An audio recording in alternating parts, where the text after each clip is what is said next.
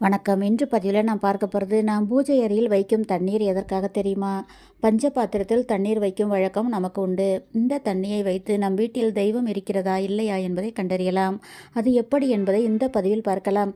எங்கள் சேனல் முதன்முறையாக பார்க்குறவங்க சப்ஸ்கிரைப் என்ற பட்டனை கிளிக் செய்யுங்க. தாங்கள் தண்ணீர் வைக்கும் பஞ்சபாத்திரம் செம்பு அல்லது பித்தளை அல்லது வெள்ளியில் இருக்க வேண்டும்.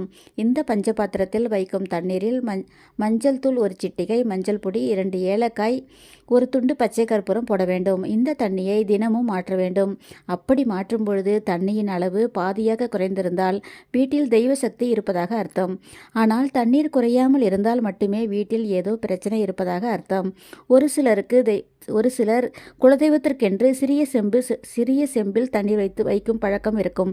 அப்படி வைக்கும் தண்ணீரின் அளவு குறைந்திருந்தால் மிகவும் சந்தோஷப்பட வேண்டிய ஒன்று. வீட்டில் நல்லது நடக்கும் என்று பொருள். எங்கள் சேனல் பிடிச்சிருந்தால் லைக் பண்ணுங்கள், சப்ஸ்கிரைப் பண்ணுங்கள், வீடியோவை ஷேர் பண்ணுங்கள். நன்றி.